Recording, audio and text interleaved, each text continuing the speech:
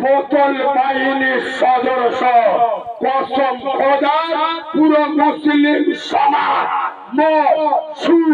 জেনা ব্যভিচারী বন্দল গুরুগুলো বেনামাজি বেরোজগার বাংলার ভাত দেয় না পুরো মুসলিম সমাজ গুনায় ডুবে গেছে।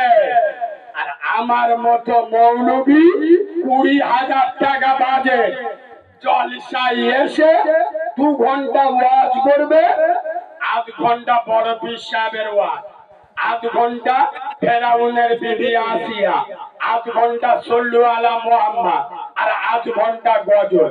তার মানে কি নানির কবর লক্ষ্মীকান্তপুরে মিলন মোড়ে বসে কাঁদতে শালা নানি শুনতে পাবে? কথা বলে না। তুমি মৌলবী স্টেজে উঠে বলো যারা নামাজ পড়ে না ওরা জাহান্নামে যাবে। যে গ্রামে 200 ঘর থাকে আর নামাজে 4টে লোক হয়, যেসব মুসলমানের ছানা মুসলমানের বাচ্চা 60 বছর জলসা শোনে নামাজ পড়ে না, 65 বছর ওয়াজ শোনে হারাম খাওয়া ছাড়ে না, 55 বছর জলসা শোনে বাম্মার ভাত খায় না, এদের মতো চিটিংবাজ হারাম খদ্দের কাছে হযরতে আলী আর ফাতেমার ওয়াজ মানায় না। না ভালো লাগলে আমার দাওয়াত দেবেন না। এই নবীর মেম্বারে বসেছি, কারো বাপকে দেখে কথা বলবো না। তোর না ভাল লাগলে কিন্তু উঠে চলে যাবি, মনে মনে করবে বাচ্চা মতো মৌলবী ধমকাবো উঠে, তোর মতো বেনামাজি মুখে দাড়ি নেই। আমি যদি কোনো ভুল বলি এখানে আলেমরা ধরবে, কোন আম মানুষ মুখে দাড়ি নিয়ে কুড়বানোরের ভাইরা ভাই নামাজ পড়ে না, তোর বাড়ির মেয়েরা বন্ধন লোনের টাকা তোলে, তুই উঠে আমাকে ধমকাবি, ধরলি আমুল তুমড়ে দেবো। এই কথা বুঝতে পারছো? তোর চালা লাগলে এখান থেকে উঠে চলে যাবি। বাদরের বাচ্চা, ইসলাম তোর বাবার নয়, কসম খোদা নবী বলে যাচ্ছে আসসালাতু ইমাতুদ্দিন, নামাজ হলো ইসলামের খুঁটি। যারা নামাজ ছেড়ে দিল ওরা আমার ইসলামের খুঁটিটা ভেঙে দিল। আসলে মৌলবীরা এসে দেখবে নামাজের আলোচনা হারামের আলোচনা বেশি করে না। কেন বলতে পারবেন? কেন বলতে পারবেন? আমি বলে দিচ্ছি, শোনে কথাটা একটু গায়ে লাগবে, বলবো? সবাই বলতে বললি বলবো। লাভলি ক্যাশিয়ারের খুঁজে পাবো তো ইনশাল্লাহ, তাই বলবো। বলো শোনে, শুধু আপনাদের এই মিলন মোড় এলাকা নয়, গোটা পশ্চিম বাংলা, গোটা পশ্চিম বাংলায় যত জলসা হয়, পশ্চিম বাংলায় যত জলসা হয়, আই চ্যানেল কসম খোদা। এই বাবু আপনারা তো 3-4 বছর হচ্ছে কারিমুল্লাহ জিহাদিকে আপনারা চেনেন। আমি আজকেকার মাল নয়, আমার বয়স 29 বছর, আমি জলসা করছি 23 বছর। নবিয়ানা মেম্বারে মনে করে দেখুন, আপনাদের এলাকায় একটা বাচ্চা ছেলে ওয়াজ করতে এসেছিল আজ থেকে বহুদিন আগে, সেই মাল আমি। আমার জলসার বয়স 23 বছর।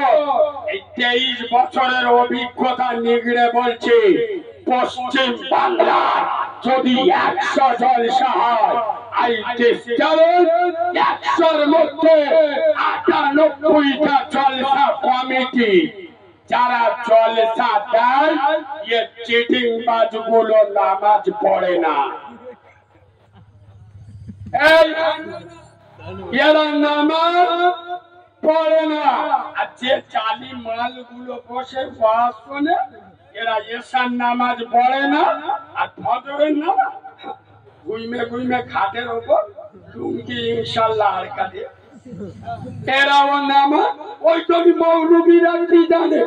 এই বাবা জলসার চাঁদা দেয় বেশি কারা, নামাজি না বেনামাজি? সত্যি কথা বলতে আপনাদের ভয় লাগে?